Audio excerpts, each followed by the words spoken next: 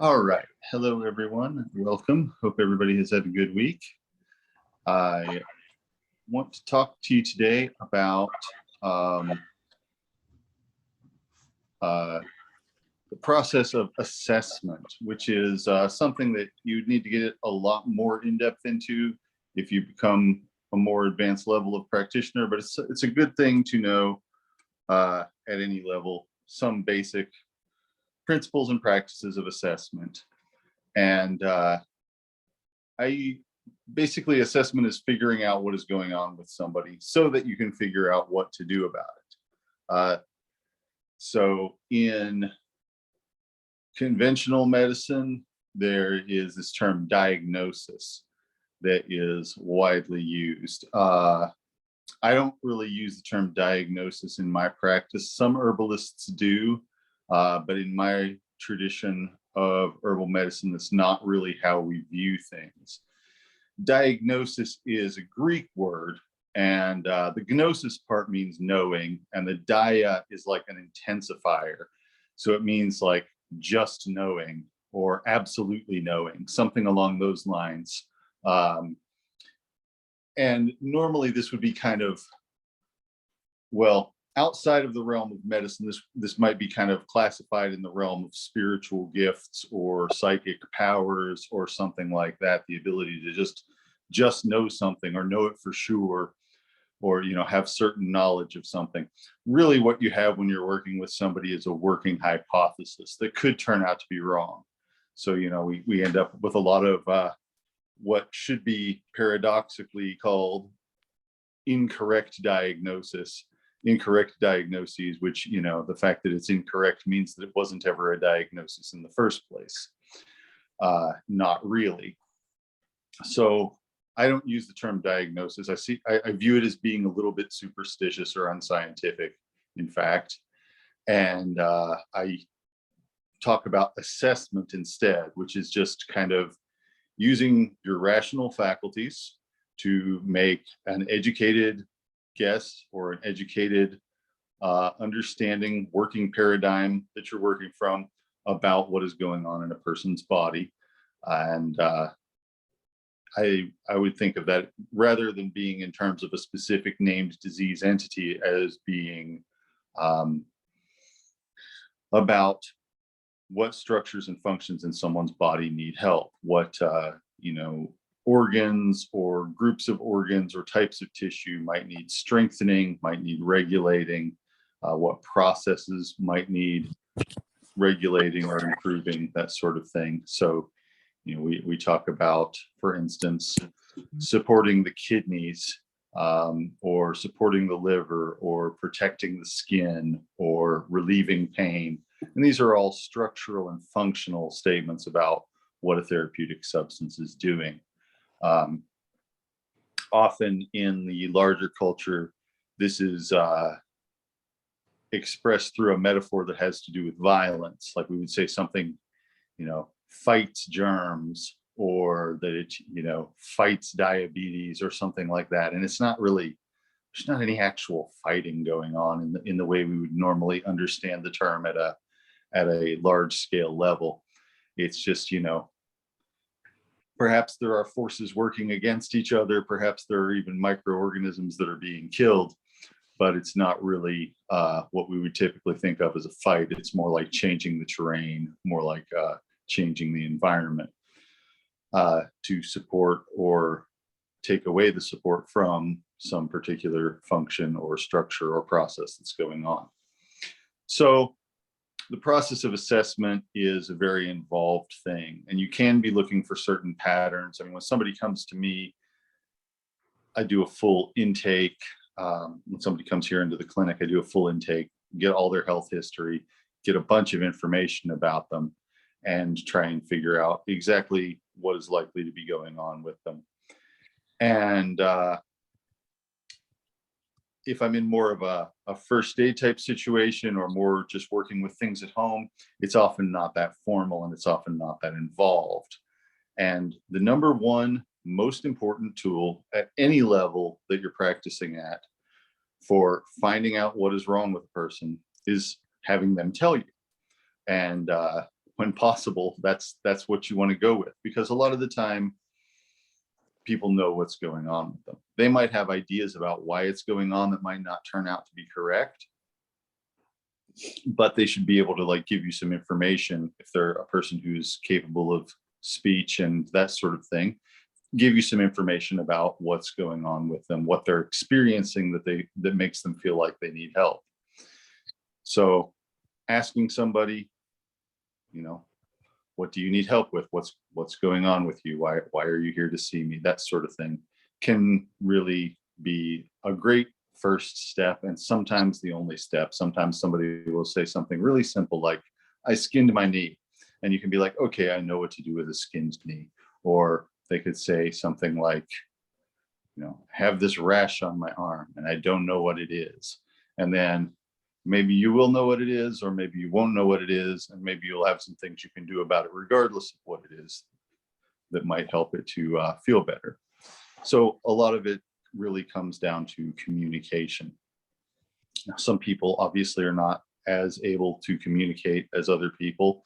And a lot of the time, those are the people that we're responsible for, right? Specifically, small children and very old people might not be very capable of communicating with you about what is going on with them. They might not have the presence of mind or the command of their verbal faculties to be able to do that.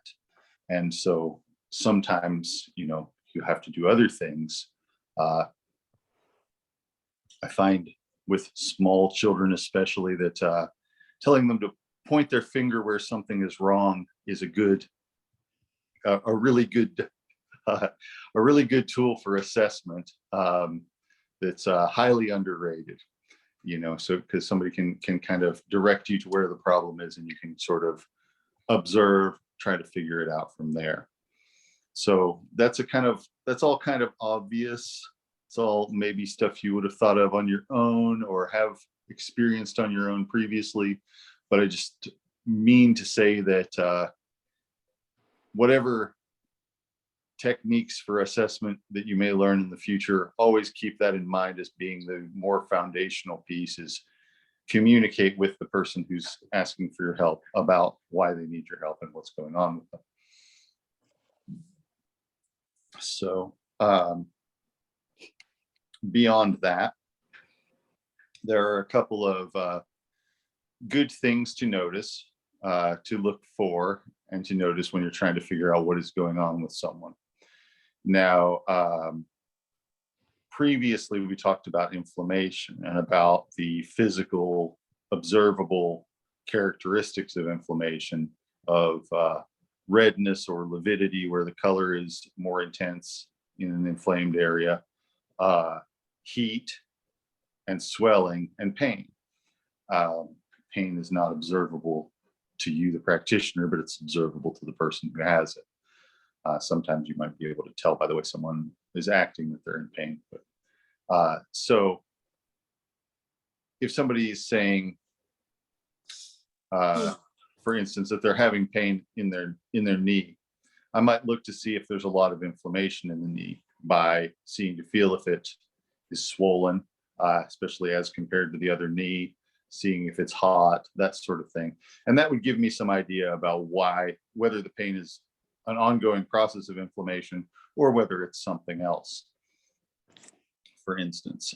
So, and if there does appear to be inflammation, it's a good idea to use some anti-inflammatory things like ginger, like willow, some of the ones that we talked about that day.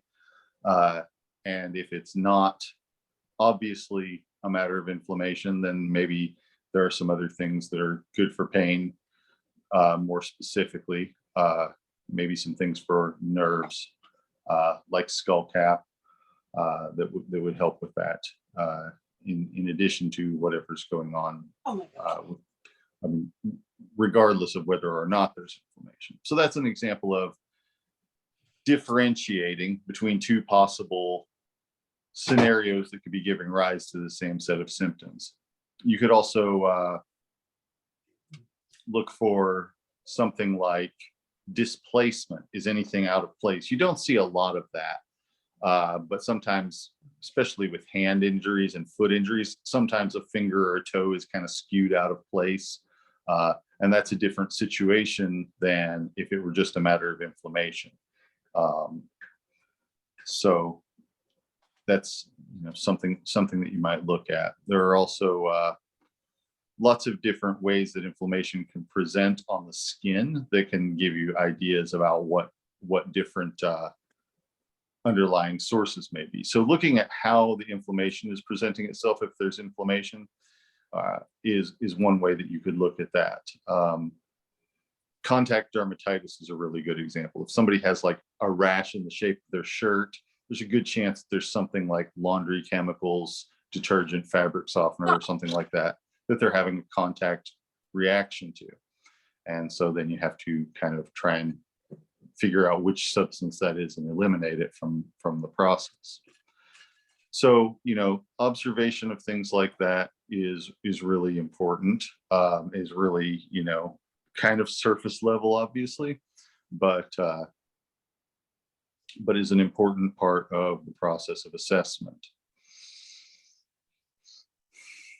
Another thing or another few things that you might want to look at with somebody are what we would call the vital signs, which is heartbeat and respiration, especially, and body temperature is another one.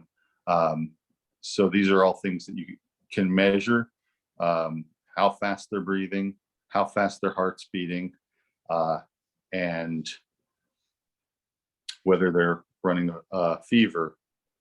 And all of these things can give you some indication of what may or may not be going wrong.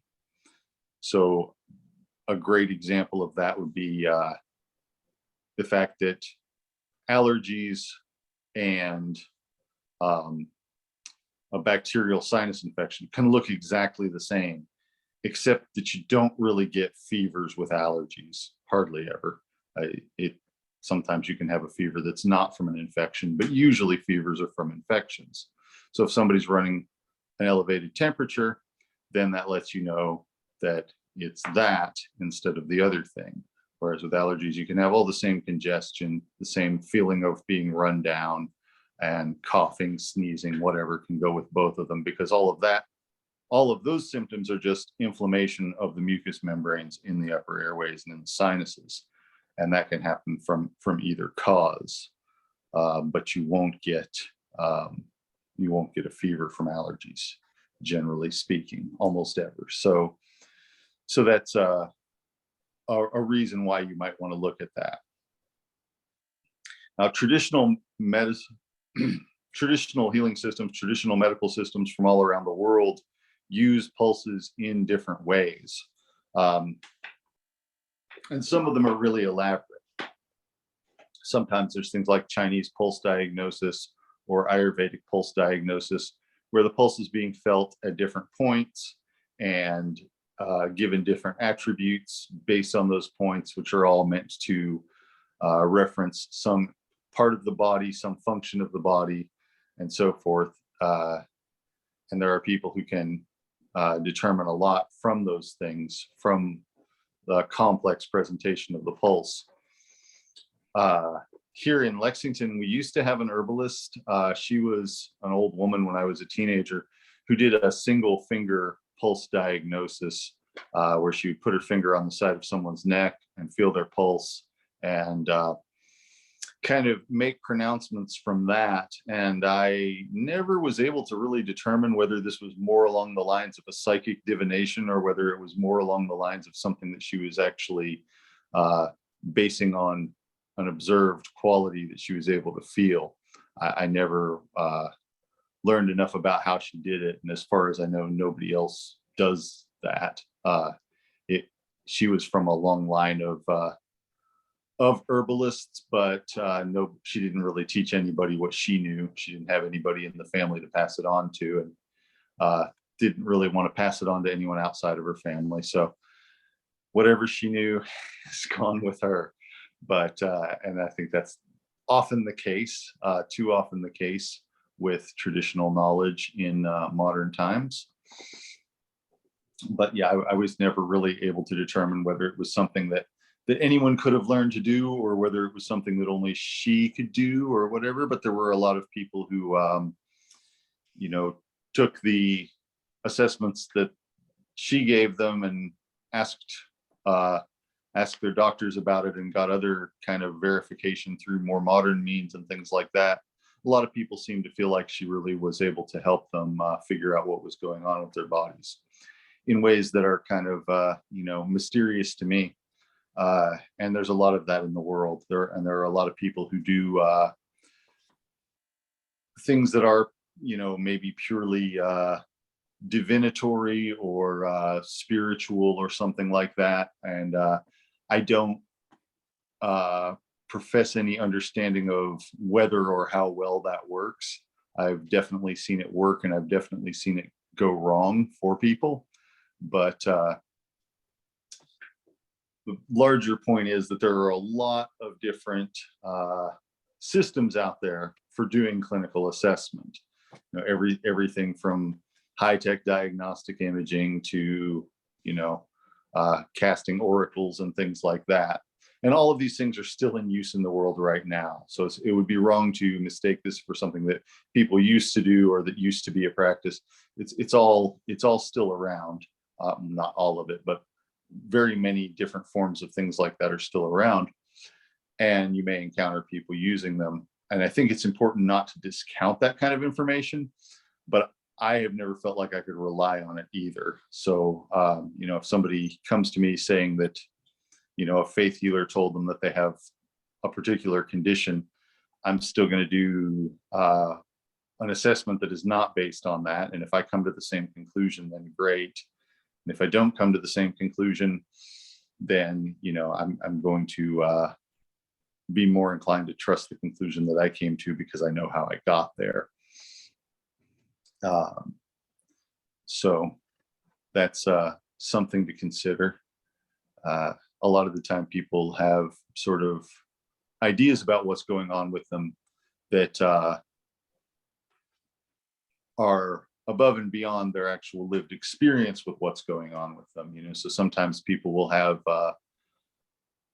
a particular set of symptoms, and maybe they'll have some cause that they attribute that set of symptoms to that might not actually be correct or might not really fit with what we know about how physiology and the known universe works. And where I see that a lot in clinical practice, and I think where a lot of other people see that a lot, is with the idea of parasites.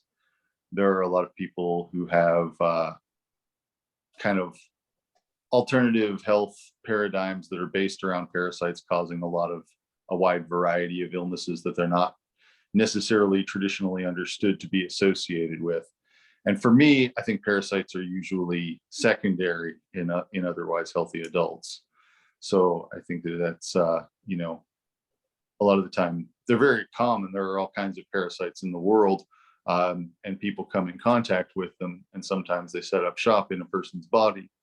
But not everything that feels parasitic necessarily is a parasite. And so sometimes people feel like that might be what's going on, and it's not necessarily, they don't necessarily know that it is, they just feel that it is because it's, you know, maybe it's because it's something that they're afraid of, or maybe it's because it's a way of understanding what's going on that they've kind of latched onto. So at the same time that I'm saying what I said before about trusting people about their lived experience, I also think it's important to understand that that people often have ideas about their experience that is not something that they directly experience, but just something that they believe about their experience that may or may not turn out to be a correct understanding of it. And so I think it's really important not to be condescending to people, to allow for the fact that we don't know everything, and that there's a lot that we don't know, and that, you know, they might have something going on that isn't what you expect. And I also think it's important to be able to do your own assessment and trust your own judgment about what's going on with someone. Let's see. Sorry. Yeah. So So when somebody comes to you and they've got something going on that they want your help with, first thing you need to do is ask them to tell you all about it. Tell you about what they're experiencing, what symptoms they're feeling, where it's going on in their body, how long it's been going on. Is there anything that makes it better or anything that makes it worse?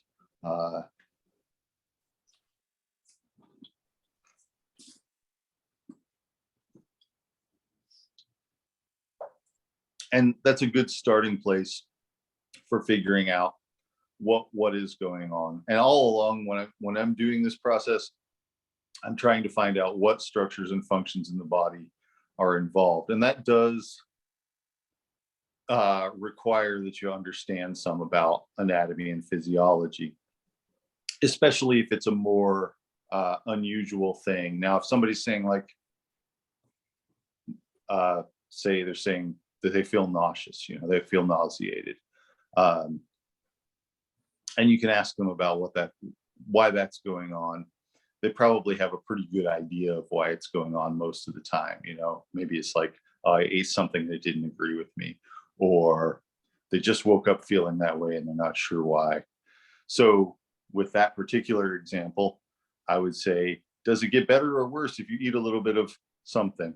Usually something really easy to eat, like a cracker or a little bit of a banana, something like that. Not something that would normally cause heartburn or indigestion or a sense of too much fullness or anything like that, but just a little bit of food, and see, does that make it feel better or does that make it feel worse? And then you can start to figure out from there what exactly is going on. If somebody is getting violently nauseous every time they eat, there's a good chance that there's some sort of obstruction, there's some sort of something going on where things are not able to continue on down the tube, and so they're coming back up the other direction.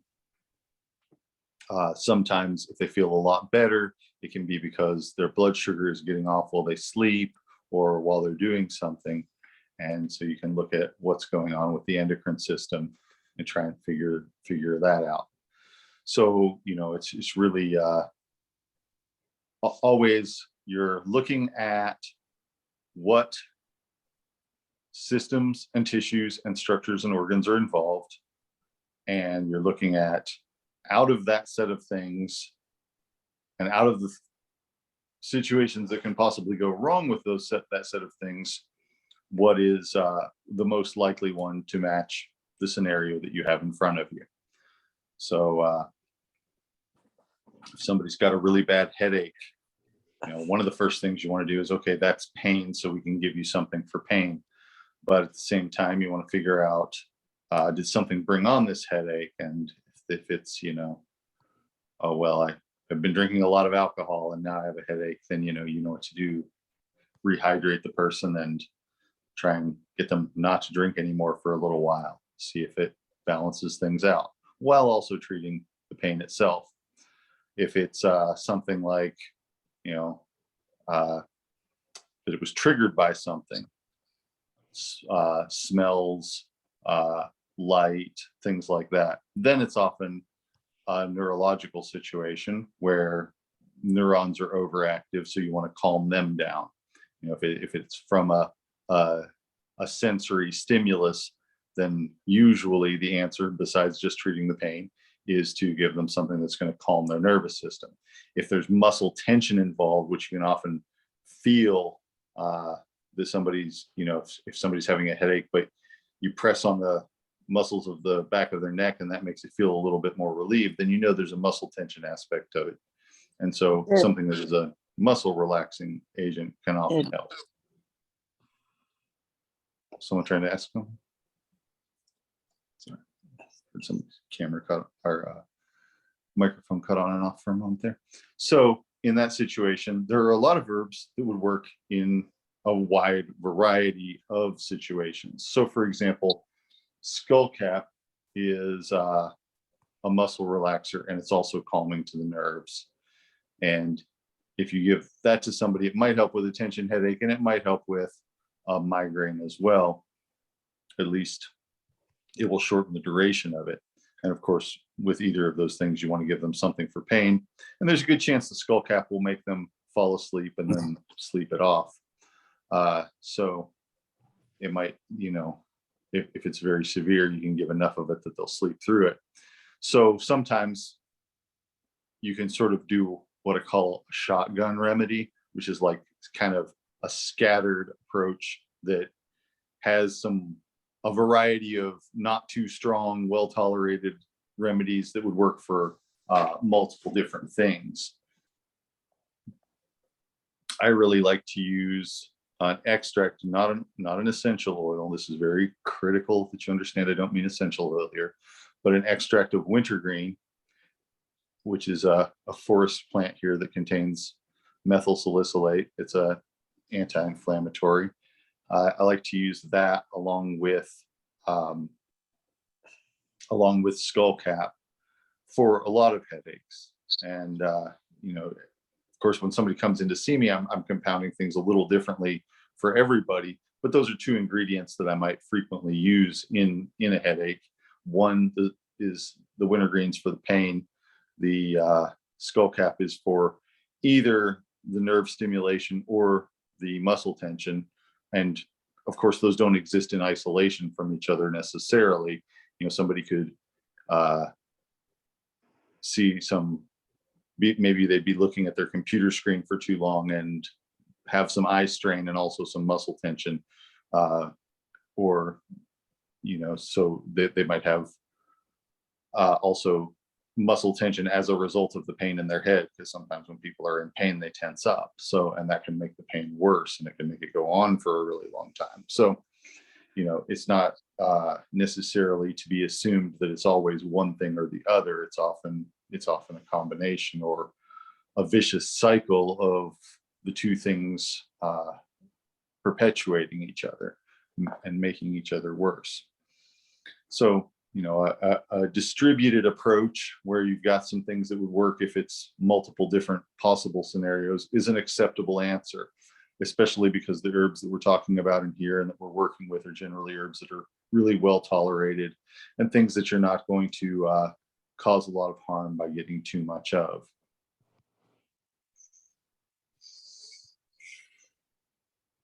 So that's one way of approaching that, but still you want to do as much assessment as you can so you can figure out what triggers there are that might need to be avoided, what things there are that might help, that might be increased, like for example stretching, sleeping on a regular sleep cycle. Sometimes caffeine helps with headaches, but sometimes in a person who uses a lot of caffeine already, they need to stop using caffeine because it can be there is such a thing as too much of it.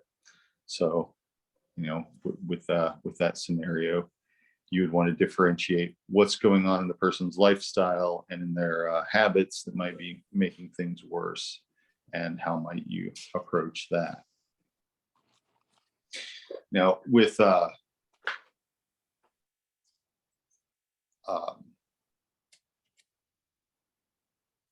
headache, you'll often feel an increased pulse, and that's true with most acute pain.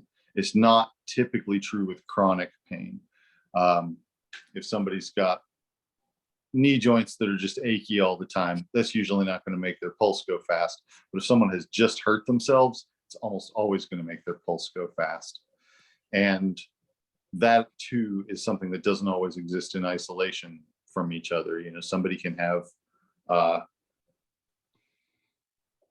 sore knees in general, and because of the way they're walking on their sore knees, they injure themselves and cause some acute pain on top of their chronic pain, and that's a very common thing to see. So don't always assume that you have to form one single opinion about what's going on that excludes all others. Often you have to realize, or at least be open to the possibility that there are multiple contributing factors to any given clinical outcome.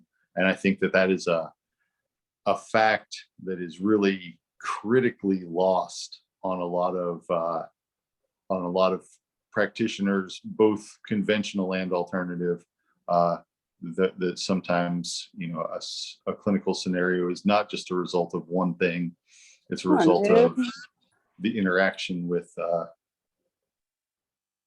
the interaction of a new situation with a pre-existing situation, for instance, or the interaction between an illness and a host, something like that.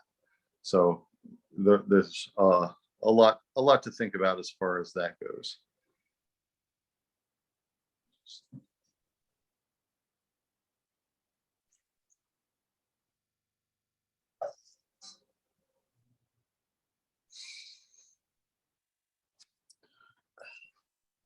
So, before we talked about stagnation and deficiency and excess. So those are some of the things that you should be looking at when you're trying to assess someone. Is there stagnation? Is there a lack of movement where there should be movement? Is someone having constipation? Are they having lack of circulation to their extremities? Are they having any obvious underproduction by any organ, which can be a deficiency of that organ's function? Or are they having any obvious excess? Like, for example, if someone is just sweating a lot more than they're used to, for instance, that could be considered an excess of a particular function. Or if someone's having diarrhea, that's obviously an excess of a particular bodily function. And then you got to kind of try and figure out why that's happening. Although you don't necessarily have to figure out why that's happening, because most of the time it's self-limiting. If somebody has a really bad case of diarrhea, there are things you can do to help them through it supportively while their body takes care of whatever the underlying issue is. And that's a good first thing to try if you don't know what the underlying issue is. Now, there are some things like inflammatory bowel syndrome or Crohn's disease or something where there might be an ongoing issue with that that's not self-limiting, that's not going to fix itself. But if it's something that just crops up for a day or two, which is 90-something% of the cases out there, then it can be good to just make sure that the person's staying well hydrated, make sure that they've got some soluble fiber in their system so that they can form more solid stools, and make sure that that there's not anything else going on like fevers, chills, things like that that might need to be dealt with. But if you do all of that and just provide supportive care, and if the person is exercising good hygiene so they're not spreading it to anybody else, most cases of things like that will resolve on their own. Same's true with vomiting.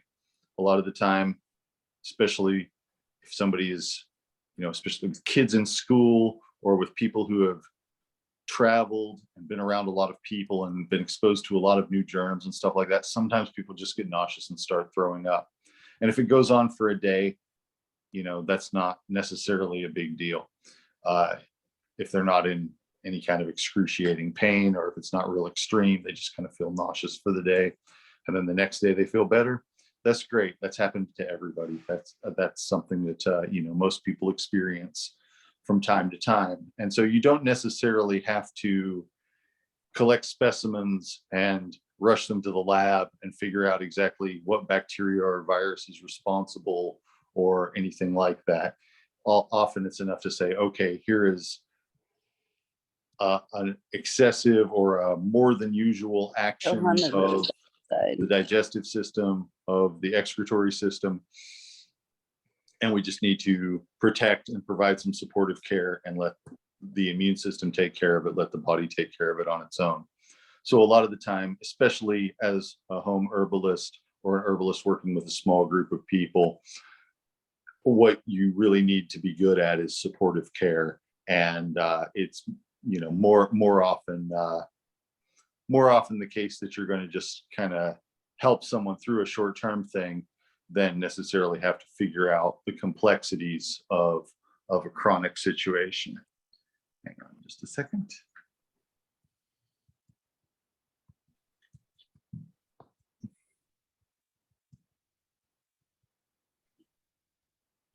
There's a question about, can somebody have irritable bowel and it only comes about when the individual is in highly stressed situations? Yeah, that's common. That's that's a very that's something that a lot of people experience, is that they'll have symptoms, or things will be in an excited enough state to be symptomatic when there's a highly stressful situation. Slippery elm is one of the things you might use in that situation, although really it's not the most digestible thing, and it is made out of pieces of wood. So like a lot of the time I prefer oats to slippery elm because they're more absorptive. They'll slow things down a little bit more, but they're also stool softening. So if somebody can tolerate them, not everybody can really eat oats, but most people can. And they've got a lot of the same mucilage, the same slippery, soothing properties that slippery elm has, but they're more digestible. So that would be kind of more what I would go for. Marshmallow is somewhere kind of in between the two, and I'm going to talk a little bit more about marshmallow in a little bit. Yeah, you could use slippery elm. It is a smoothing, soothing type of a thing. So yeah, a lot of the time, when somebody has an acute condition, you want to figure out what the nature of it is, just in general. You want to get a well-rounded picture of what the person's experiencing, what symptoms they're having, so that you can support and alleviate their suffering. And it's because if it's a self-limiting thing, something that's going to get better on its own, it's not life-threatening, that sort of thing, you don't necessarily need to know all the details of what's going on and why it's going on. If it becomes a recurrent thing, then you kind of maybe do. So like, to go back to the example of diarrhea in someone traveling, most of the time it's just your body's encountering microorganisms that it's not used to in the water or in the environment, and it's trying to kind of flush things through a little bit.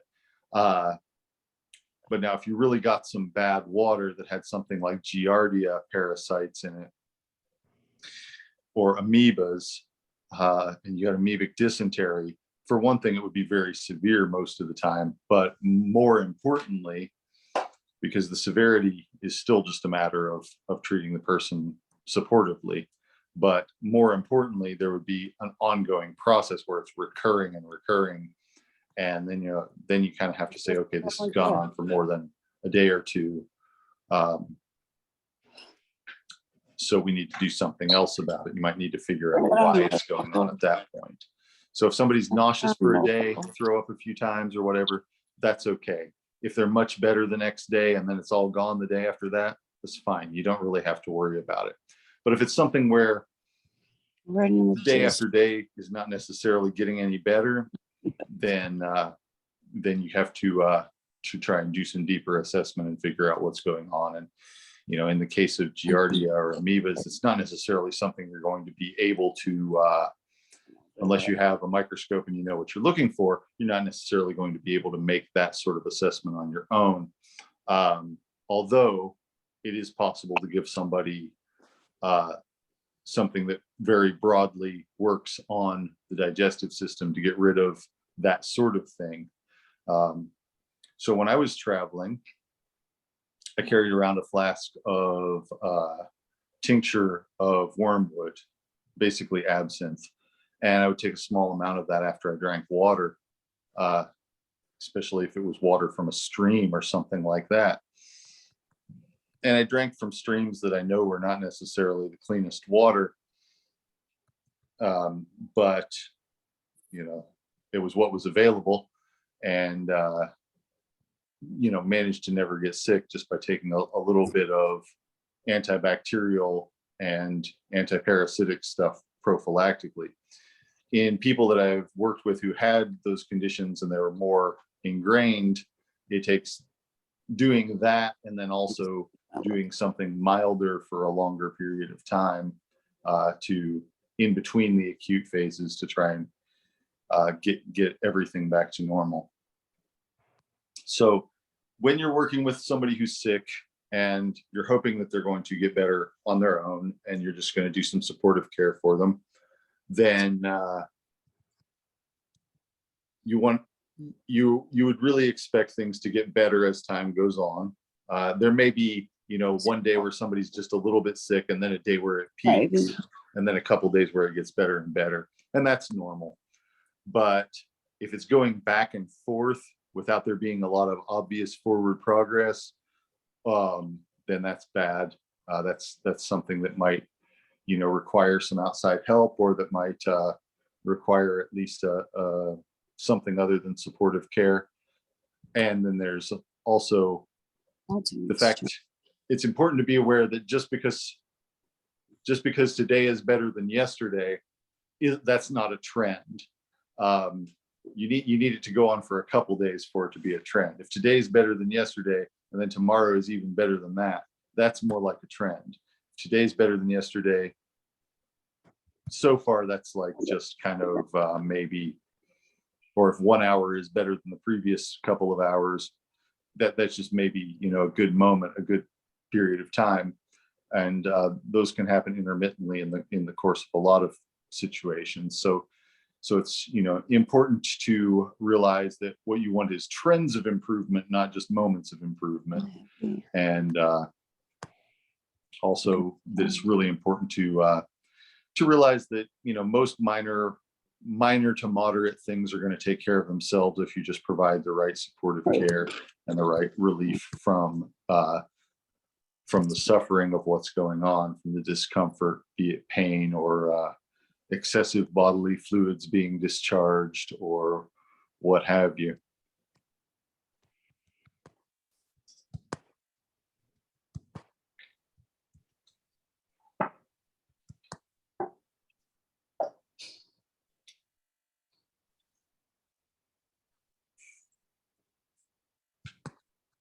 So another thing you want to look at when you're assessing someone, I talked about duration being a major issue. There's a big difference between someone having the occasional headache versus someone having to miss 3 days a month of work because they frequently have headaches. Those are two very different scenarios and likely to have very different underlying causes. So the more often something is happening and the more severely it's happening, the more likely it is that it needs to be very specifically figured out what's going on. Now, severity is a really difficult thing to judge. There's been a trend in recent decades, for instance, of asking people to rate their pain on a scale of 1 to 10. And it's just very subjective because those numbers don't necessarily mean anything, and has a lot more to do with how the person feels about their pain than it does to do with actually being any sort of reproducible quantification of the pain. And it turns out that idea, or that question, being considered a vital sign, was sort of introduced by people who were trying to market opiates, and were very successful in doing so. But it's not a real measurement. I just feel you were probably chasing me. I could have gone off the deep end. A lot of the time, the question I ask when I'm trying to sort out severity of an ongoing issue is, how often does this keep you from doing what you would otherwise be doing? Like, for example, I might ask somebody, how many days do you not work because of the pain in your back? Or how often do you turn down a chance to do something that you would have otherwise thought was fun because you're in pain? Or anything like that. It doesn't have to be pain. If it's a more short-term thing, I would ask someone, do you feel like you're up to doing anything strenuous right now? Do you feel like you could do something that was moderately strenuous, like wash the dishes? Do you feel like you could do something that was a bit more strenuous, like go for a long walk? Just trying to gauge people's impression of where it's still based on the person's impression, but it's more like something that would have a consistent meaning as far as whether they would be able to do something. And that's a good way to kind of judge how serious something is. And if it's something that someone experiences frequently, I'll sometimes ask something like, is this the worst that it's ever been? Or would you say this is as bad as the time that something else happened, if it's somebody that I'm, close with and I'm familiar with their history in that sort of way, And so that can be a way of gauging the severity of how someone's feeling without, well, in a way that kind of has a more concrete outside world meaning rather than just an internal process of how they would rate it. And I'm home alone. So.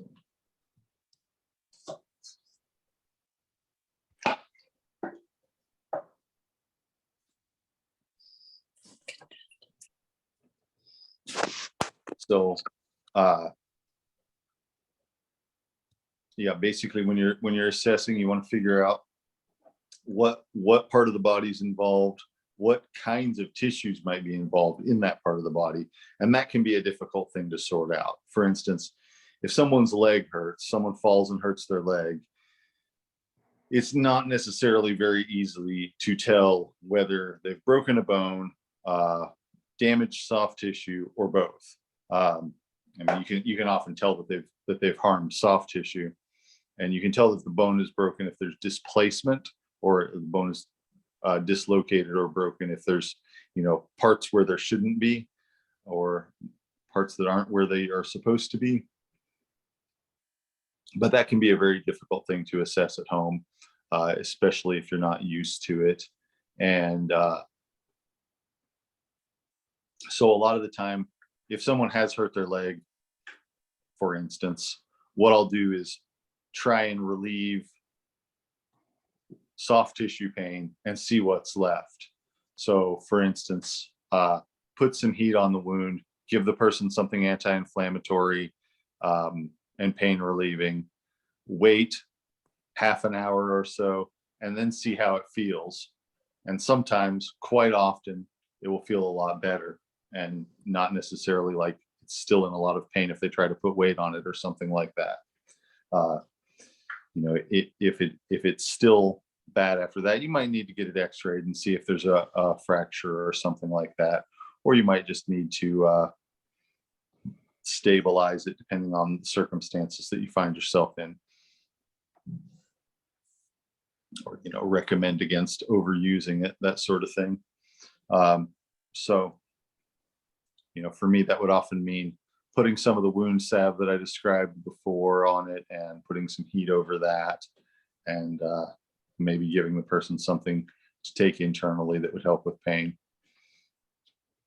You don't want to give somebody something that's too strong for pain in that type of a situation, because you don't want to be masking a symptom that's basically meant to be protective, but you do want to be relieving their suffering. And that can be a difficult balance with managing some symptoms. Is to what extent do you want to give somebody something that relieves their pain, and to what extent do you want to just make them not get up and run around or whatever? Because if they've done some real damage and then they don't feel the pain from it, then they might use the parts more and cause more damage. But on the whole, you want to one way to assess things is to give it a little bit of time, not a whole lot of time, but half an hour or so, and see if things start to feel better. And that's usually going to be a pretty safe thing to do with something that's just pain. It's not involving blood loss or difficulty breathing.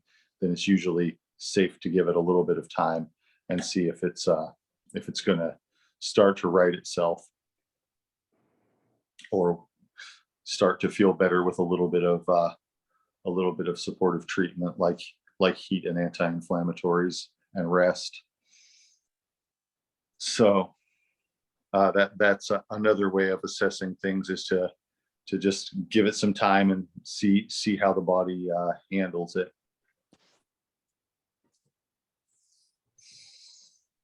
Pretty much always, if there's loss of blood, that can be something you want to do something about right away. If there's blood in the stools, or if there's blood in vomit, something like that, that's not always a serious situation, but it's always one you want to take seriously if you don't know what it's from. So that's not necessarily a good idea to try and treat yourself if someone that you're caring for is experiencing that sort of thing and you don't know why.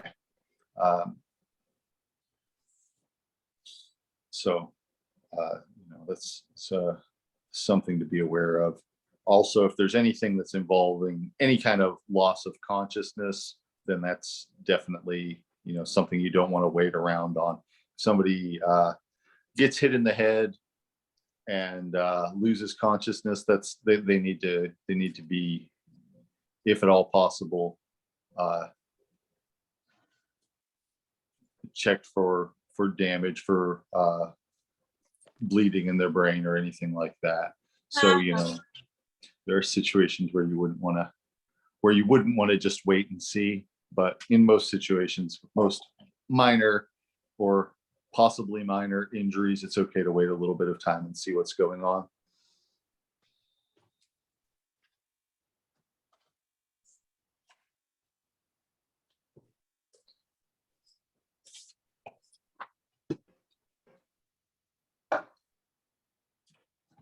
Also, when you're doing any kind of assessment, it's a good idea, if you don't already know this information about a person, or even if you probably do know, but you're not absolutely sure, it can be a good idea to ask people about any allergies they might have, any medications they might be on, any past history of similar events, and anything that you know of that might contribute to a situation that might be something they've done. So for instance, if somebody, to go back to the same example as before, if somebody's having nausea and vomiting, you might ask, for one thing, are you taking any medications? Because there are medications that could contribute to that. And there are also medications, lots of medications that could have an adverse effect on. For example, if somebody's taking medicines to prevent seizures, but they're also throwing them up, then that's a problem. But you want to ask if, for instance, have you been drinking? Have you eaten anything unusual? That sort of thing. So allergies and medication and past experiences. Does this happen to you often? Has this happened to you before? And experiences or lifestyle choices or experiences that might be contributing to what they're doing, to what they're experiencing. So asking about those things is a really important part of assessing a situation that where you're not sure what's going on with the person. And again, I'm not necessarily trying to not expecting or not even recommending that you attempt to figure out a specific disease entity or a specific pathology that's going on with a particular person, but just kind of a general clinical pattern, and trying to figure out what might be contributing factors to that clinical pattern, and what you might be able to do about it.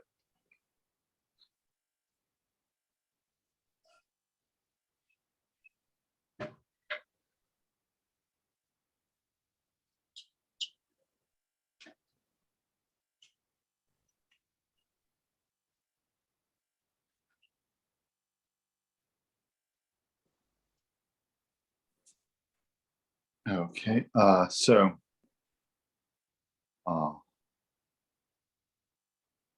sorry, you asked the question frozen. I'm not sure what you're asking about. I think she was asking about, you must be frozen on her end, because I saw that she actually just left. So maybe it was her internet. Oh, okay. Yeah, maybe so. I wasn't sure. She's asking about using something in frozen form or whatever. If I mentioned some remedy else. What's Frozen? Sorry. Maybe the movie, Frozen the movie. She's asking about that. Maybe so. We just, try and give them some soothing remedies and let them watch a Disney movie. Sometimes that's a good approach. Distraction can be a really helpful tool when you're sick and you need some time for your body to re-regulate itself, because a lot of the time that's really what we're doing, is we're trying to give the body the tools it needs to re-regulate itself. And if somebody's got something like nausea or diarrhea, you can suppress it. You could give somebody things that would stop those processes, but it's not always a good idea to slow somebody's bowels down when they're trying to expel a bacteria or something like that. A lot of the time those processes are there for a reason. So, sometimes just enduring the misery is part of what you have to do to re-regulate yourself. And distraction and self-soothing can be really good for that. But yeah, that's probably not what they were asking about. Maybe she will come back.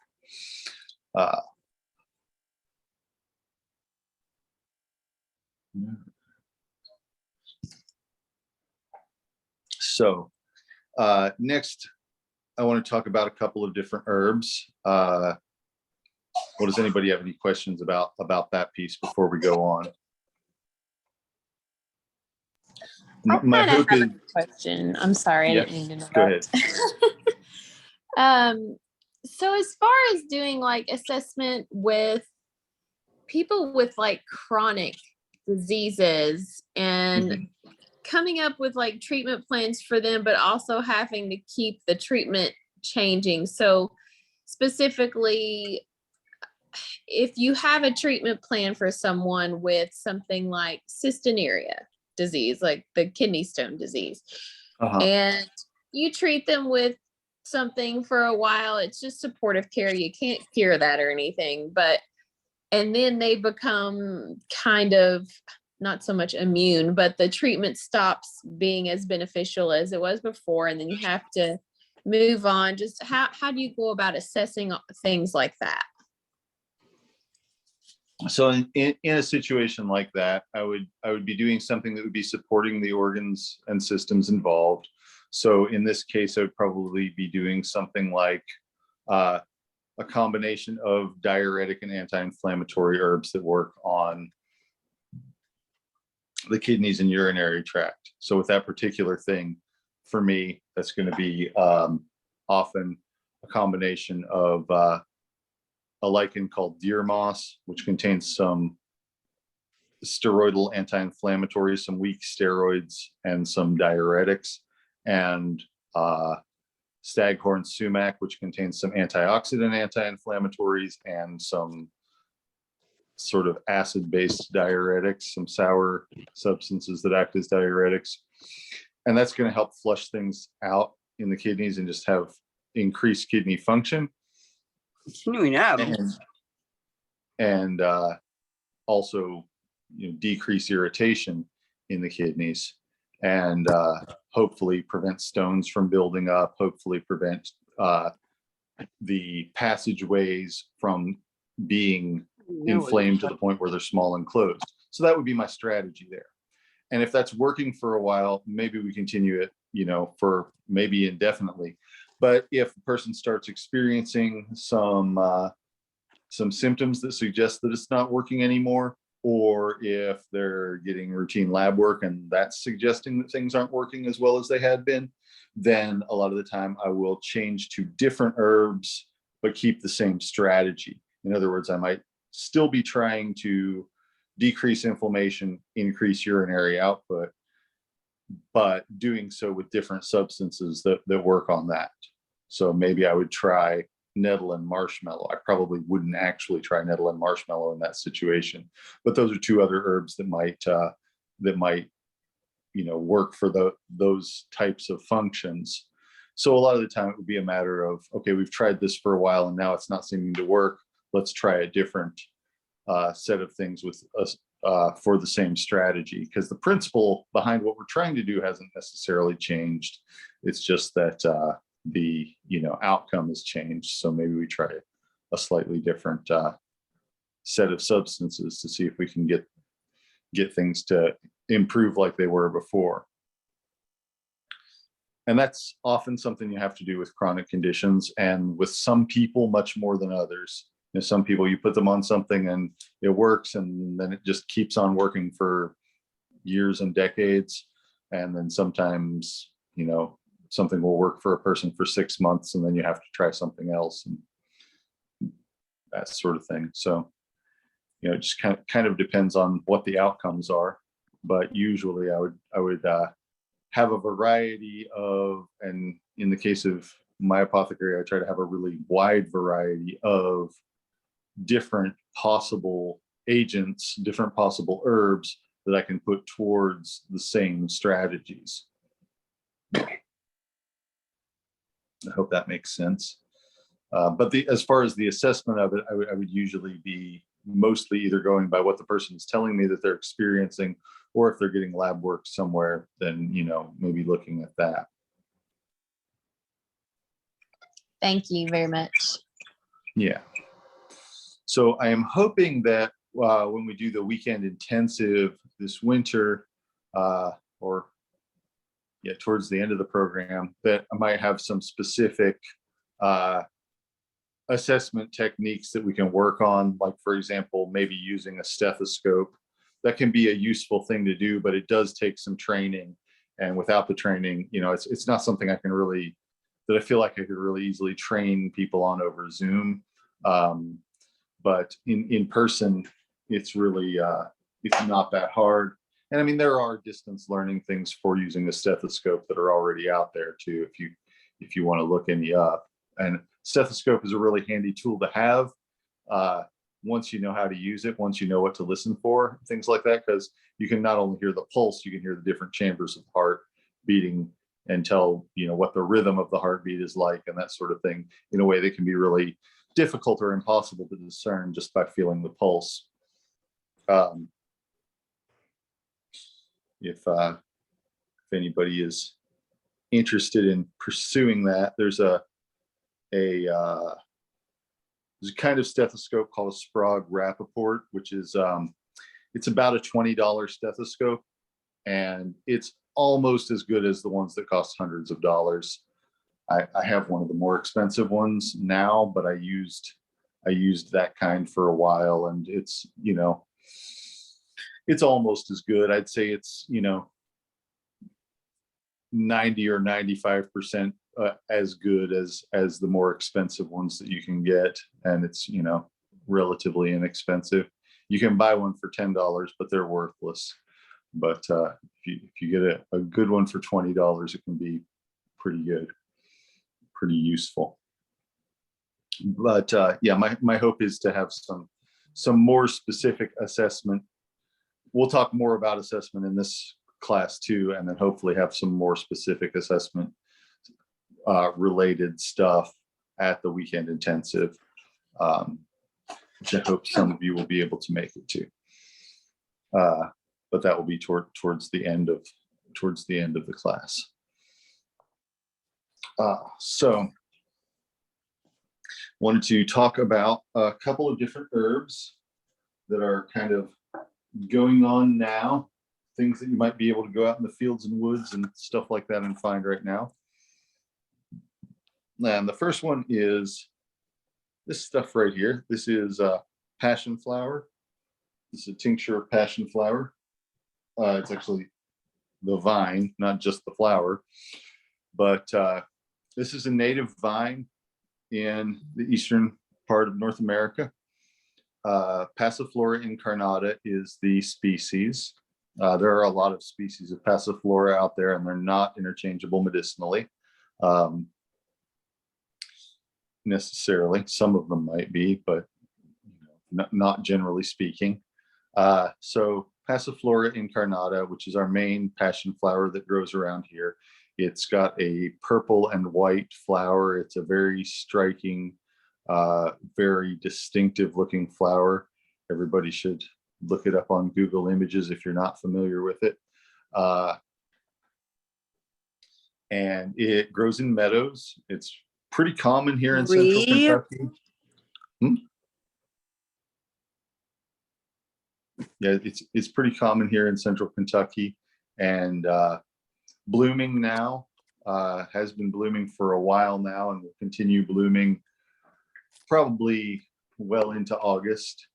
And then after that, it has fruits on it, which persists till after frost.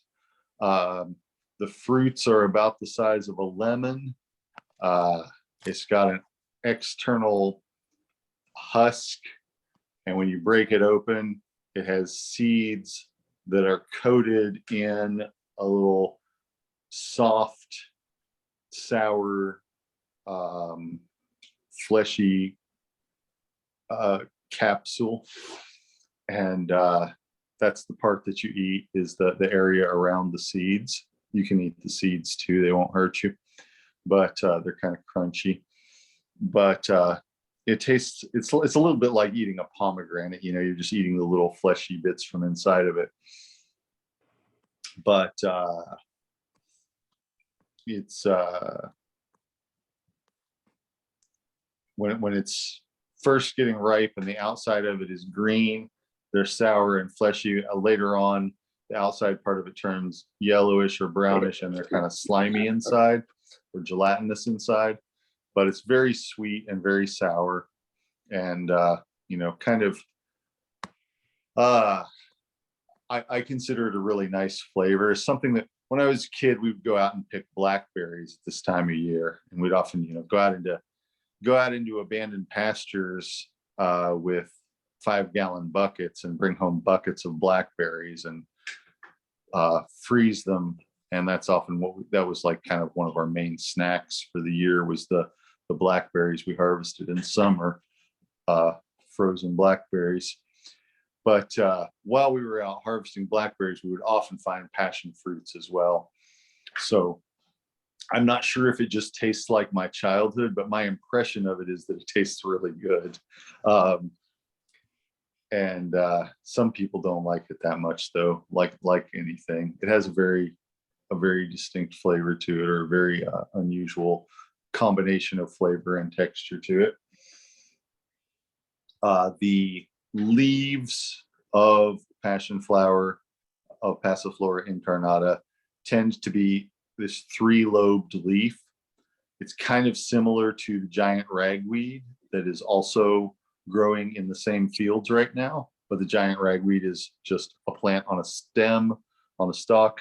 The passion flower is a vine. It's not a woody vine, it's an herbaceous vine with little tendrils that it uses to grab on and wrap around things. And so it grows on other plants, grows on the grasses and other flowers and things, and uses them as sort of supports to get it up to where the sunlight is. And so it's a really good plant to find and a really good plant to know.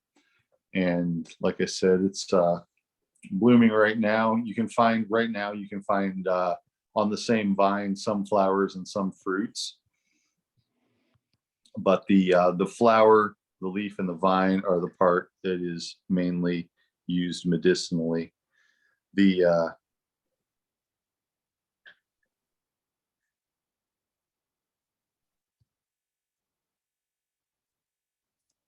Nice, yeah.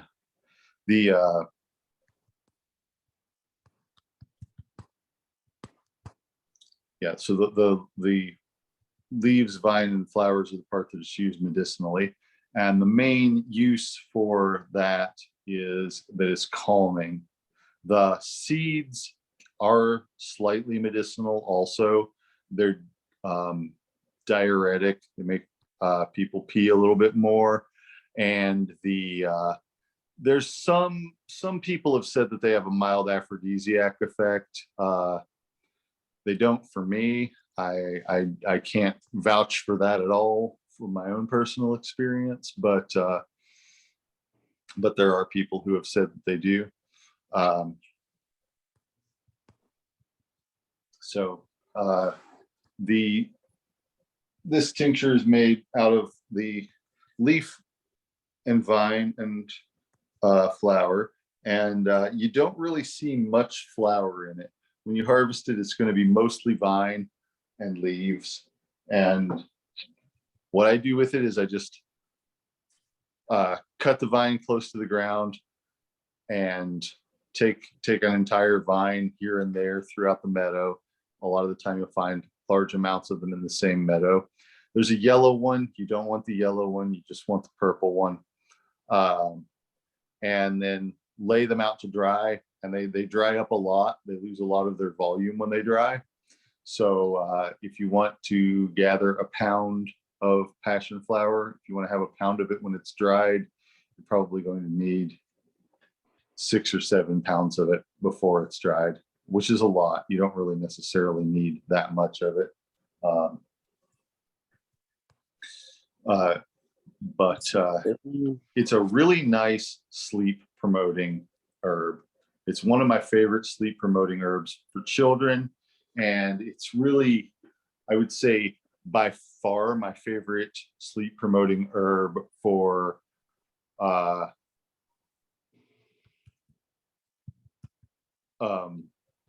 certain neurodivergent children. If people are autistic or have some hyperactivity and they often don't respond normally to most sleep aids like chamomile or valerian even, passion flower is often more helpful for them, and it's just tends to be calming.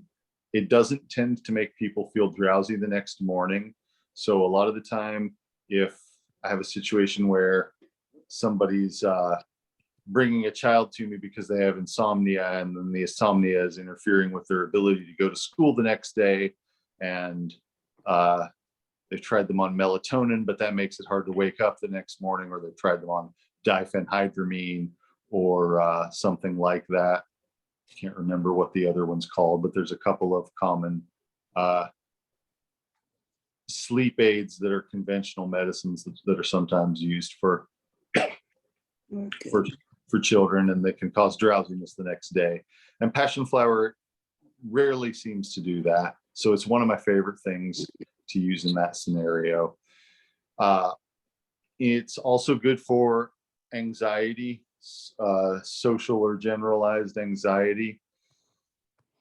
And in that kind of context, what I'll often do is in the morning, have the person take the largest dose that doesn't make them feel drowsy, which is going to be different for, a small child than it would for an adult. But for an adult, it's often half a teaspoon. For a small child, it might be half a dropper full or something like that. But somewhere in that range, a decent amount of it that's going to make somebody not feel sleepy, but not feel too anxious. And then for them to have a little bottle of it that they can take a few drops of as they need to throughout the day if they start to feel anxious. And so it's something that can be used in that way. It doesn't tend to be habit forming. It doesn't make people feel, even in large doses, it doesn't tend to make people feel anything other than calm and maybe drowsy. So it's very uncomplicated, and it just works a little differently. We don't exactly know all that much about the pharmacology of passion flower and what makes it do what it does, but it seems to work in situations where some other things don't work. So it's a little bit different than chamomile. It's a little bit different than hawthorn, but it is calming. It is relaxing to the muscles, and it is also relaxing to the nerves when it comes to stressful situations, particularly anxiety or fear promoting stressful situations. So it's a really good one for that. And another nice thing about it is if you go to places that sell supplements and you try to find things that are meant to be calming for children, a lot of them have valerian in them. And not all the time, but way more of the time than strictly necessary, valerian causes nightmares. or at least it causes vivid dreaming, which can turn into nightmares or can be disturbing or at least not very restful. And passion flower actually seems to cause people who usually have nightmares not to have them. So that's a helpful situation. Besides children, I've also used it in people with post-traumatic stress. And, it's definitely on the milder end of things for that, but it doesn't usually have a situation that you see with some herbs and some other sedatives with post-traumatic stress, where sometimes people who take something that would normally be calming, their body starts to calm and then they start to panic. It's like their adrenals have a reaction to their nervous system calming down. So your nervous system starts to calm down, and then your endocrine system says, no, I don't think we're going to do that. What if the enemy comes, So then their heart starts racing. And so I've seen that a lot with people who are trying to take calming herbs and some other sedative substances, including alcohol and some other things for post-traumatic stress to try and calm themselves down. And it often just, makes things worse. Passion flower, I have seen passion flower do that too, but hardly ever. I can only think of one person where passion flower, where they had that response to passion flower. The vast majority of the time, it's just soothing and calming. And then over the long term, it doesn't tend to be something you need more and more of as time goes on. It tends to be something you need less and less of as time goes on, which is, I think, is a really good feature for any particular remedy that might be used for any sort of mental distress.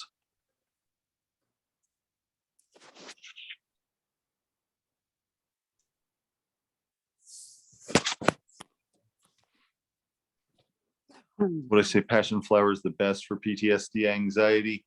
Oh, I don't really like to say anything is the best, but as far as like having a short-term, immediate calming effect, it's pretty good. It's pretty good, and it works for a lot of people that other things haven't worked for.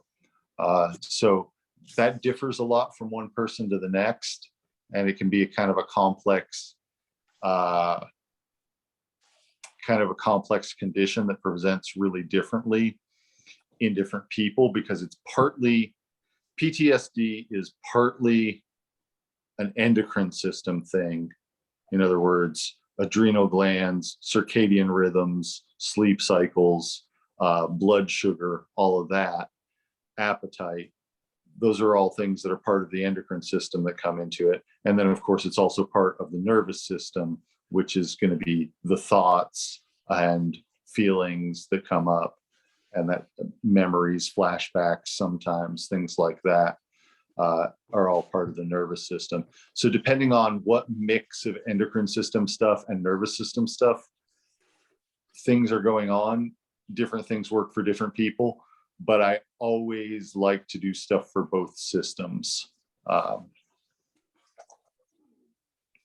Would passion flower be good for people with bipolar disease? Kind of a similar question. I mean, kind of a similar response. It is good for some of them. It's good for a lot of people in that type of situation, but not everybody. And it kind of depends on, exactly what's going on with their endocrine system and what's going on with their nervous system. And, the nice thing about it is that in both conditions is that it can help to promote restorative sleep.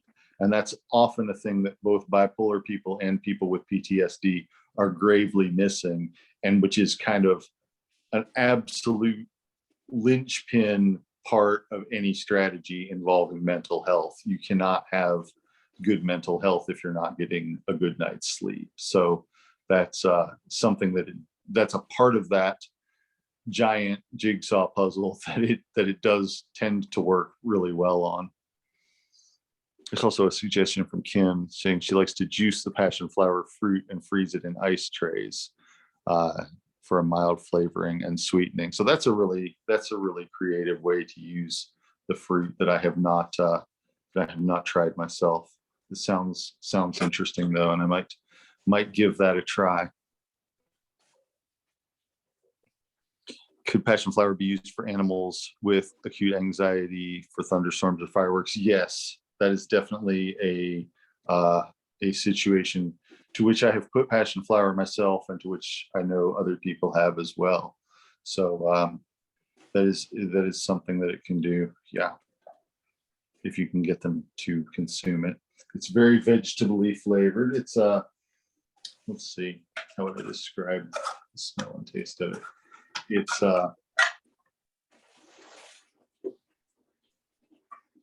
don't know, it smells and tastes kind of green, like very much like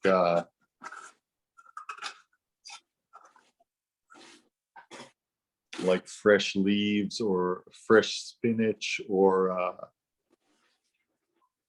slightly reminiscent of the way that the leaves of tomato plants smell, and with a little bit of a smoky flavor to it, smoky scent and flavor to it. So kind of a little bit like green tea in a way. So it's not necessarily a flavor that, say, dogs and cats would go for, but it's something that you could of course mix in with their food or whatever. But I've given the glycerin extract of it to dogs and cats before, to help them be calm around loud noises, thunderstorms especially. So it works for them. It seems to work for them similarly to how it works for humans. I often don't know how things are going to work with animals, but with that particular one, I have used it before.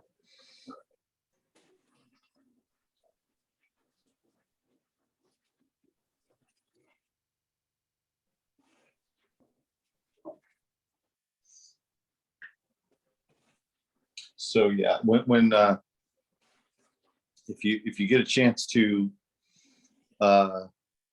look up what the flower looks like, if you're not familiar with it, it's a really interesting thing. I was very surprised when I first saw the flower that anything like that grew here. It looks to me like something that would grow somewhere else. It has an exotic, unusual look to it. It's quite different from any other plant around. Bees love it. They're always landing on the flowers, things like that. I've actually seen them seem to like just hang out there. Like, I don't know if they fall asleep or if they just really like the taste of it, or what the deal is there. But I've seen both bees and the little shiny Japanese beetles kind of land on it and just sort of stay there for a long time. Hang on just a second.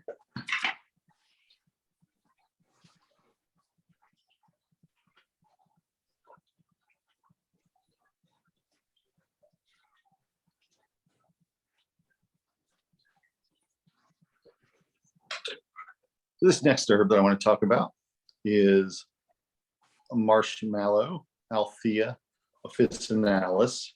It is part of the genus Althea, and also the mallow family.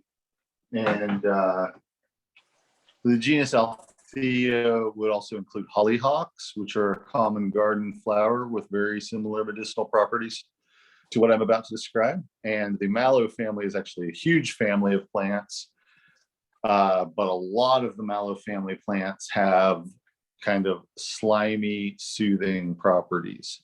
And marshmallow is sort of the queen of that particular set of properties. Its species name officinalis is because it was an official drug in the pharmacopoeias in Europe at the time that it was named. So it is actually, it's in the US pharmacopoeia too. If somebody wanted to label marshmallow as a drug and sell it as a drug, they would be allowed to do that. There's no reason to, and it would be a huge can of worms as far as what regulations you'd have to follow. compared to just selling it as an herb or a vegetable. But it is all of the above. So the root is the main part used.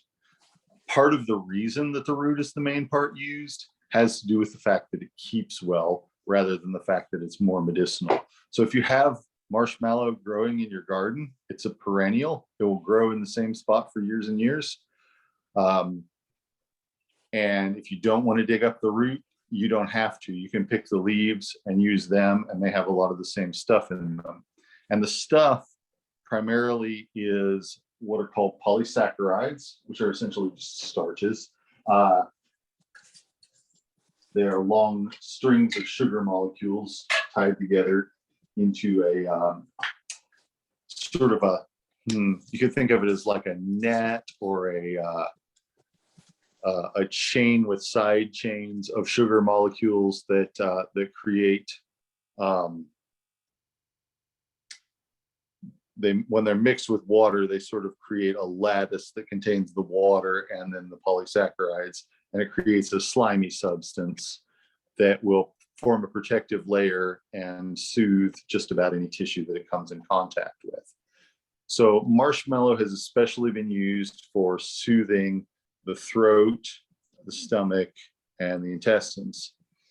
Topically, it's also been used for soothing the skin. Last time I talked about using marshmallow as an emulsifying agent so that you could mix an oil infusion with a water-based infusion or other water-based herbal extract. And that's the same process. It's the same property of this like net of polysaccharides holding in the liquids and the oils together. I don't know if you can really see it through the jar, but it's kind of like a thick, not quite gelatinous substance, but much thicker than just what we would typically think of as liquid. It's very viscous, somewhere between a thick liquid and a thin gel. So you can make that same sort of thing out of the above ground parts of the plant, the leaves and the flowers and the seed, the fruits, if you wanted to. Traditionally, the root's been used because, like I said, it keeps. Once it's dried, it keeps for a long time, and the leaves don't so well. They kind of break down more. But all parts of the plant can be used, and it's primarily used as a soothing thing. So I've often used it for sore throats. A nice thing about it is that it does have mild antibacterial properties. So if somebody has, for instance, ulcers in their stomach, where there are sores, open sores in their stomach, marshmallow, especially for that, you would want to use a non-alcoholic form of it, like a hot water extract of it, a decoction. It will soothe it, and it will also kill the bacteria and make it a harder environment for bacteria to live in. So it's like a very mild antibacterial as well as a soothing thing that's going to soften the tissue and coat it and protect it from the digestive juices, give it a chance to heal. So kind of like a liquid bandage, or kind of like an antibacterial gel that's going to be able to pass through the digestive system. And like I said, it can be used topically as well. Often that would be one way of using it topically would be to soak something in the liquid and then use that as a bandage over an area. It's also possible, if you want to have a drying effect, to take something just like this tincture right here and put that on the skin and let it dry. If you've got like weeping sores, you don't get a lot of weeping sores these days, but if you got something like weeping sores from a rash, from an allergic reaction, from the after effects of poison ivy with a lot of scratching, and you just kind of want it to dry out, marshmallow can be really good at that, at helping the surface to dry out without becoming hard and crusty in a way that will make it itchy.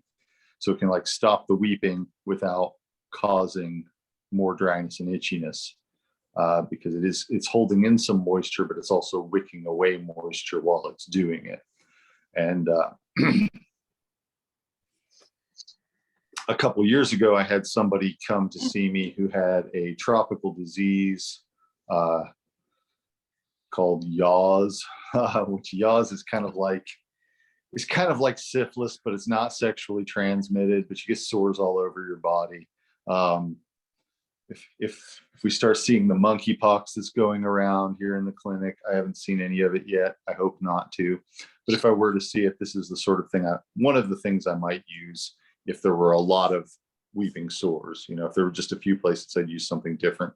But if there were a lot of sores that needed dried up, I might give somebody something like this, both for its anti-infective properties, which monkeypox is viral, but there's always the possibility with open sores on the skin that bacteria is going to get in it and cause more infection.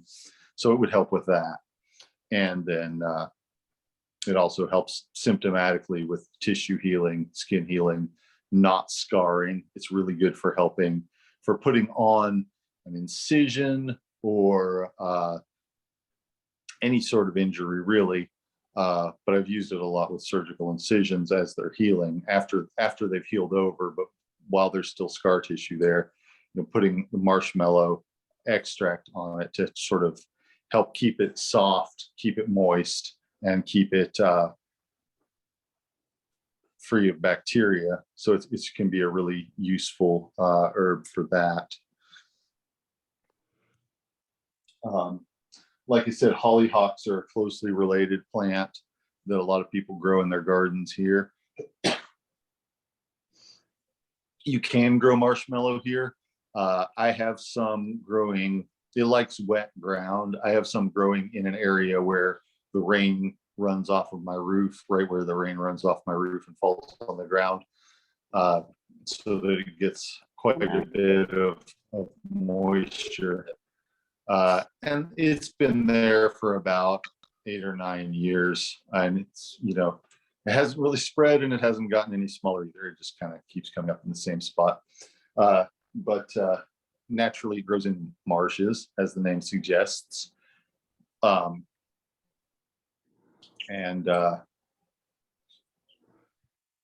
you can grow it in wet ground. If you have a patch of wet ground on your land that gets full sun, it doesn't like to grow in the shade, or at least not much shade. It can tolerate a little bit of shade, but it likes sun and wet. And there's another plant that grows all over town here called Malva neglecta, which is neglected mallow, and also called fairy cheeses, because it has these little fruits that look like cheese wheels. Marshmallow fruits also look like bigger cheese wheels, but it looks like tiny little cheese wheels, so kids call it fairy cheeses.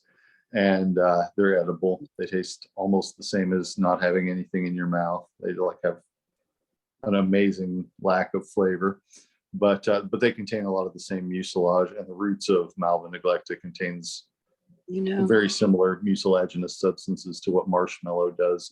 So it's a reasonable substitute, although it has a much spindlier root. Where marshmallow has a root like a carrot, I mean about the size of a carrot or a parsnip, and neglected mallow has little bean sprout sized roots.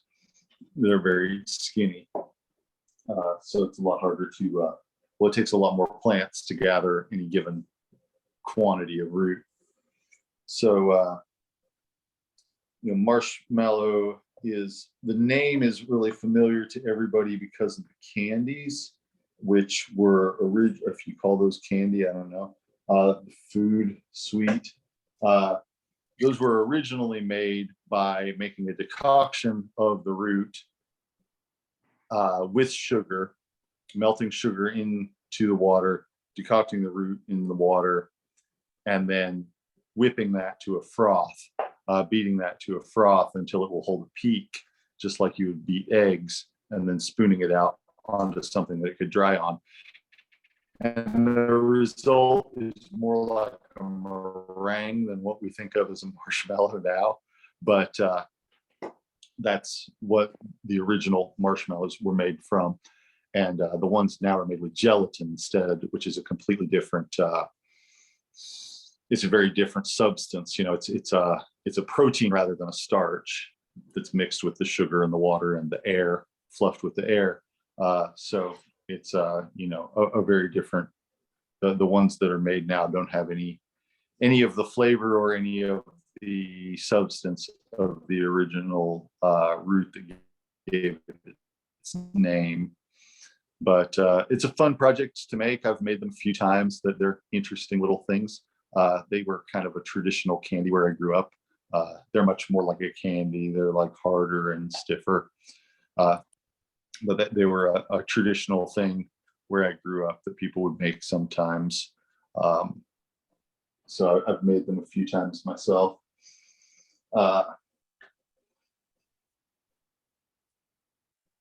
Yeah, so it's a really good plant to grow if you have space to grow it, and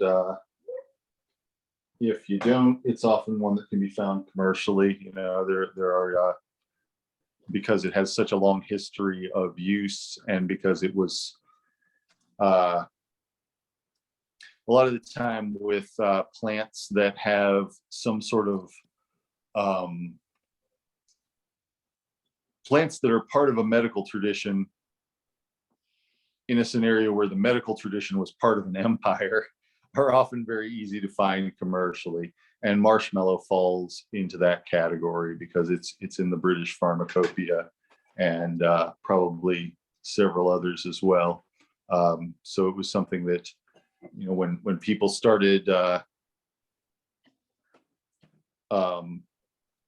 when British people started invading other places, they brought the plants with them that they considered essential medicines, and started, you know, commercial cultivation of those, and they became not only cultivated for as medicine, but also as horticulture plants.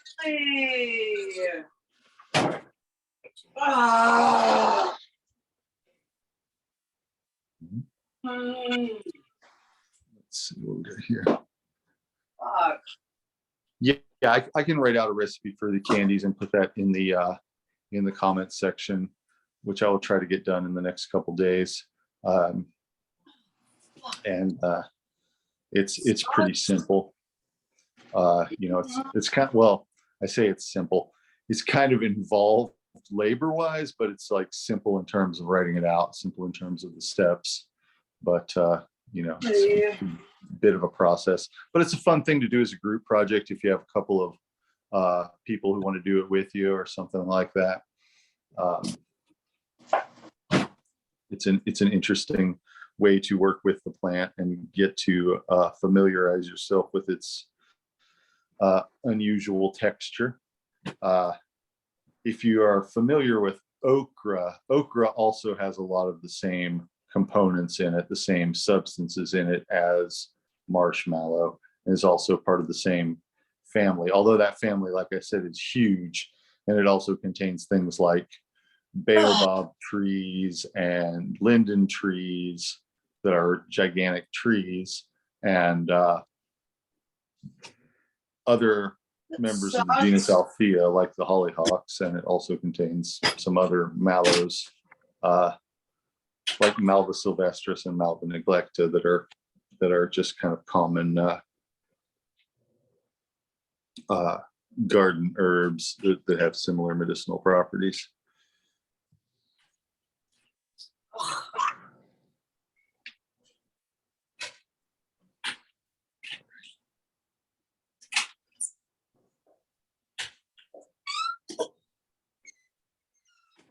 So with mallow, it does have also a mild laxative effect. It's basically what you could call a stool softener. And so that is, you know, part of its softening and soothing property. Maybe somebody has their microphone on, or somebody's trying to ask a question. I'm not sure which. Not me. Let's see. I'm not really sure.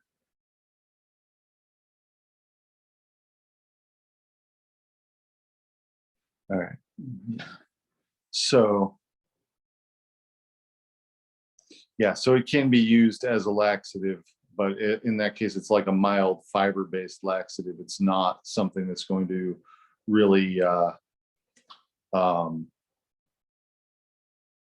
somebody's been constipated for a while, it's not something you would want to use. But if somebody's just having more sluggish bowel movements, or if they're having diarrhea, it's what we call amphoteric. So if you were to take powdered marshmallow and put it in capsules, or take a small spoonful of it and mix it with water and then swallow it, or something like that, where there was not a lot of water being taken directly with it, it will absorb a lot of water.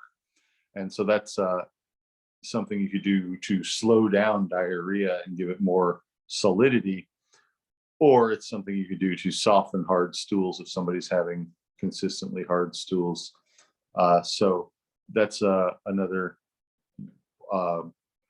thing that it's for. It's also really good for the skin and hair.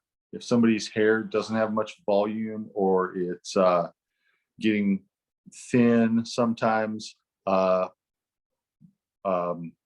brushing the hair with marshmallow decoction can help to give it a little bit of strength. It can be soothing and strengthening to the actual, not the hair follicles, but the actual shaft of the hair itself. Just kind of like conditioning and moisturizing.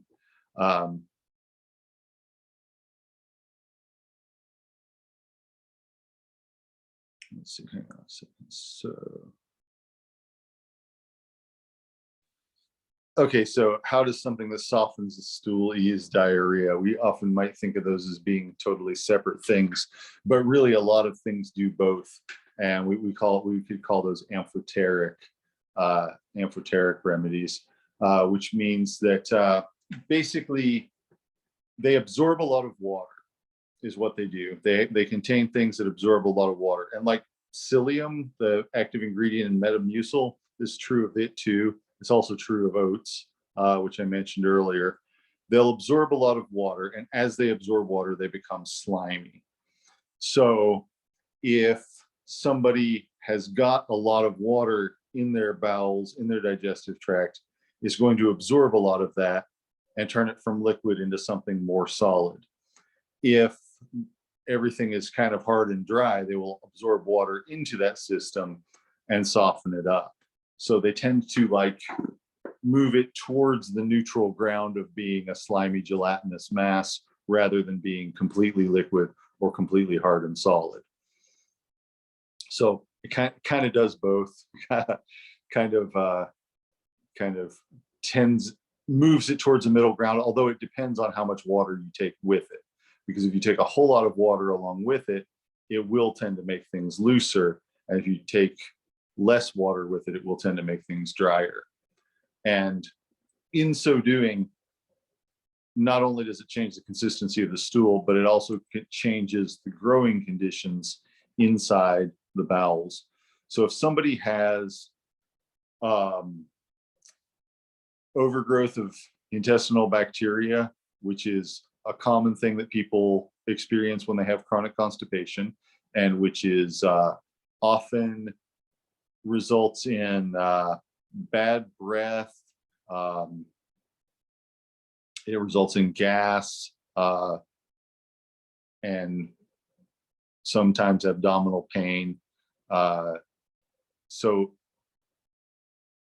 herbs like marshmallow that do what I just described can really help with that, because for one thing, they contain some starches that the beneficial bacteria in your gut can live on or can thrive on. And they also contain some antibacterial substances that will work against bacteria that are that aren't really necessarily bacteria that are native to that environment anyway. The bacteria that are meant to live in your gut are likely to withstand a little bit of a challenge like that in a way that bacteria that aren't supposed to be there, or bacteria that are maybe overgrowing, won't. So they'll decrease the population of a lot of them, and they will kind of make things tend towards the the bacteria that live on off of root vegetables, which are the what we call oligosaccharides, which are shorter chain starches. Shorter chain starches. So it would be things like Bacillus and Bifidobacteria and Acidophilus, Lactobacillus. We'll do better with it than things like E. coli or H. pylori, which is usually further up in the system when it's there. So it can help to balance out or tend towards a favorable mix of gut bacteria, as well as helping to tend towards a more moderate level of bowel movement and stool consistency. So it can be a really healing thing for somebody who's had a long bout of trouble with that sort of situation. I don't really like to use it a lot in people who have Crohn's disease. They don't seem to react well to it, but at least not while there's any kind of active symptoms going on. Sometimes it's fine if they don't have any sort of flare happening, but for some reason it seems to irritate whatever sort of lesions are caused by that particular situation. But with most chronic gut stuff, it's actually pretty helpful. And for people who are recovering from doing antibiotics, or people who are recovering from having been on opioids, where both either the movement or the bacteria, or quite frequently both, are all out of balance, it's useful for those types of situations. So what would you recommend for Crohn's if not that? It's complicated. So usually if somebody comes to see me with Crohn's, my first thing that I want to do is decrease inflammation and try and get to a point where they're asymptomatic. And I do that mostly with anti-inflammatory and immune modulating herbs. So, you know, there are multiple different things in each category, but just for instance, turmeric and trillium and sweet birch extracts might be part of the anti-inflammatory side of things. And then maybe reishi mushroom or turkey tail mushroom would be part of the immune modulating side of things. And then once somebody gets to a place where they're not really having any sort of obvious symptoms, sometimes there's other stuff like working on motility and things like that can help. Sometimes their dietary changes help. It differs a lot from one person to the next, though. But that's just kind of the first part of the strategy would almost always be to decrease inflammation and change what the immune system is doing.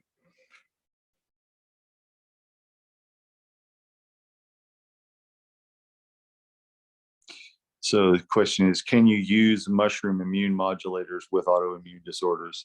You can, but you have to be kind of watchful about it. They don't always do what you expect them to do, but most of the time the mushroom immune modulators do not trigger or worsen flares. They more often decrease the intensity of them. I'm almost always using them with, in that type of a situation, a large amount of anti-inflammatory stuff that would be specifically targeted to the individual patient. But in that context, I pretty consistently see that you get less flare up, not more. There may have been a couple of times when I've seen it not go that way, but that's generally what I would expect in that situation. So yes, you can use them, but you do have to be careful.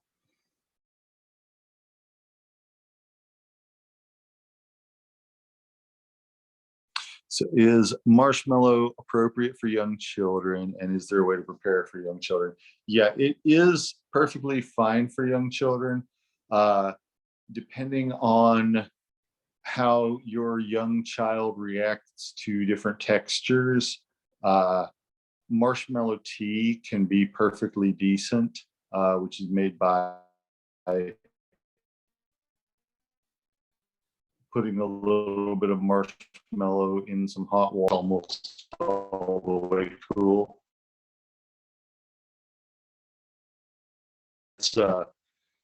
It's kind of a thicker liquid than just regular tea. It has a lot of body to it. It's a little bit slimy.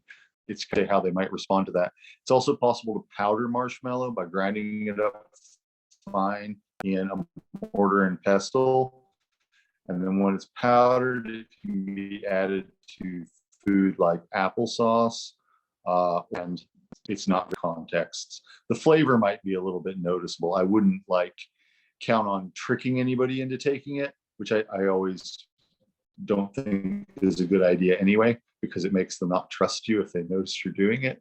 But it usually is pretty inoffensive, and you know, you can mix it with a small amount of, say, if you were mixing it with oatmeal, for instance, or if you were mixing it with applesauce, you can mix a spoonful of it with a small amount of that. It's going to be like 5 spoonfuls of applesauce or something, and say, okay, this has got some medicine in it, so it's going to taste a little bit different than usual, but I want you to take this. And you know, usually you can get them to, because it's not really offensive, but it's going to taste a little bit different than usual, and they're probably going to notice.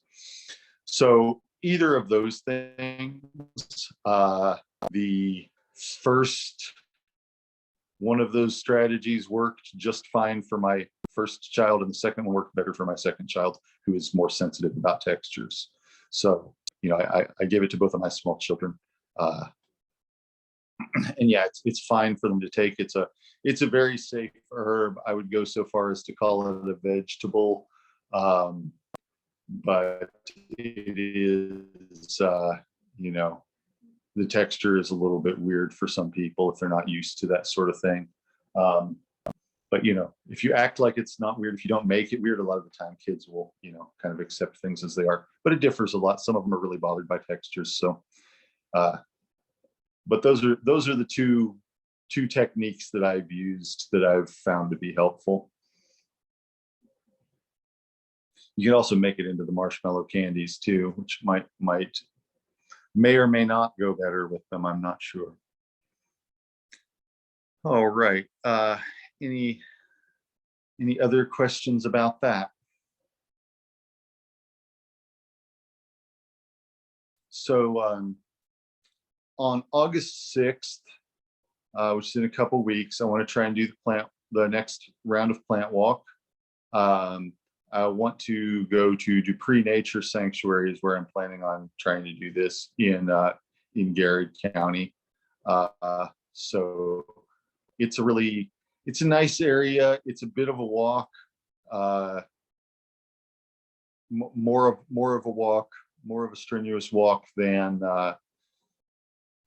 where we went last time, but it's also a wilder place with a wider variety of plants, and a different variety, more crucially, of medicinal plants growing there that I would love to take you around and show you. And you know, just as before, if you're not able to attend in person, there will be a video. And but if you are able to attend in person, it would be great to see you there. All right, anything else before we go? Any further questions? All right, let's see. For a wintergreen and skullcap blend, about how much of each do you like? That is, I would probably do something like 2/3 skullcap and 1/3 wintergreen. When I use wintergreen extract, I usually use it in fairly small amounts. Let's see. Oh, nice. Gretchen has posted a recipe. Could you email me that recipe? Because I won't be able to cut and paste it from here. I mean, I can copy it from here, but I don't know that I will be able to. Well, basically, I'll be posting the video from a different device than the one I'm using for this. But I would love it if you would email that to me, and I will stick that in the the comment section of the video if you're okay with that. Thank you. All right. Well, thanks everybody. And I will get this posted soon, and I will talk to you all again soon. See you next week. Thank you. Thanks. Thanks. Good night. Good night.